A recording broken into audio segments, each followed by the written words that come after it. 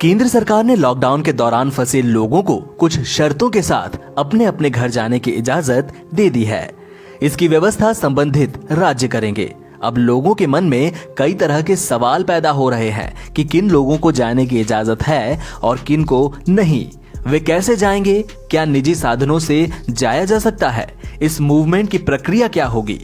आइए आपको आसान भाषा में बताते हैं ऐसे सभी सवालों के जवाब, ताकि कोई कंफ्यूजन ना रहे।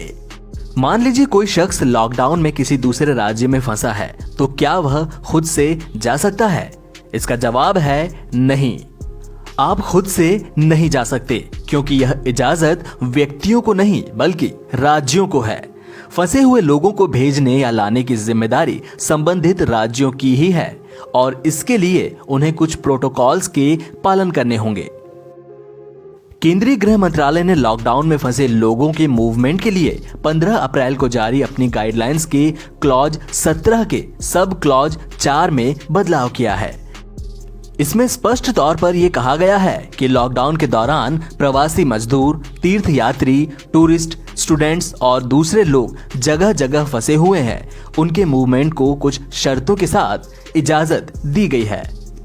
लोग जिन राज्यों में फंसे हुए हैं और वे मूल रूप से जिन राज्यों के हैं, उन दोनों ही राज्यों को इनके मूवमेंट के लिए एक दूसरे से चर्चा करनी होगी। केंद्र सरकार ने सभी राज्यों और केंद्र शासित प्रदेशों को इसके लिए नोडल अथॉरिटी बनाने के लिए कहा है, जो ऐसे फंसे हुए लोगों को भेजने या रिसीव करने के लिए प्रोटोकॉल बनाएंगे और उसका पालन सुनिश्चित करेंगे। इन बसों को यात्रा से पहले सैनिटाइज किया जाएगा और लोगों को बैठाते वक्त सोशल डिस्टेंसिंग का खास ख्याल रखा जाएगा। सभी राज्यों के नोडल अधिकारी अपने अपने यहाँ फंसे लोगों का रजिस्ट्रेशन करेंगे, यानी आप जिस राज्य में फंसे हैं वहां आपको नोडल अथॉरिटी में रजिस्ट्रेशन कराना होगा। इसके बाद ही आपको जाने की इजाजत होगी। रजिस्ट्रेशन के वक्त देखा जाएगा कि आप छूट वाली श्रेणी के तहत आते हैं या नहीं।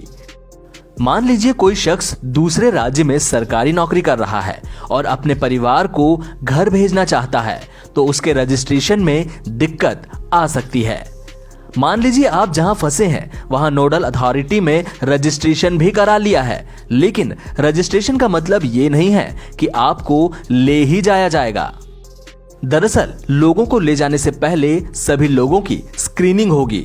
उसमें कोरोना जैसे लक्षण हैं या नहीं। सिर्फ उन्हीं लोगों को जाने की इजाजत होगी जिनमें कोरोना के लक्षण नहीं होंगे।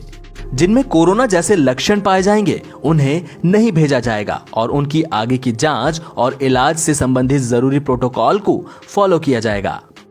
ऐसे लोग जिनमें स्क्रीनिंग के दौरान कोरोना जैसे लक्षण नहीं मिलेंगे, उन्हें बसों में सोशल डिस्टेंसिंग का खास ख्याल रखते हुए बैठाकर उनके गृह राज्य ले जाया जाएगा। बीच में पड़ने वाले राज्य इन बसों को नहीं रोक सकते। डेस्टिनेशन पर उतरने के बाद लोगों की फिर से स्क्रीनिंग होगी। जरूरत पड़ने पर कुछ लोगों को क्वारंटाइन या आइसोलेशन सेंटर ले जाया जाएगा, जहां उनके स्वास्थ्य की निगरानी की जाएगी। बाकी सभी लोगों को होम क्वारंटीन में रखा जाएगा। ऐसे सभी लोगों की सेहत की निगरानी रखी जाएगी।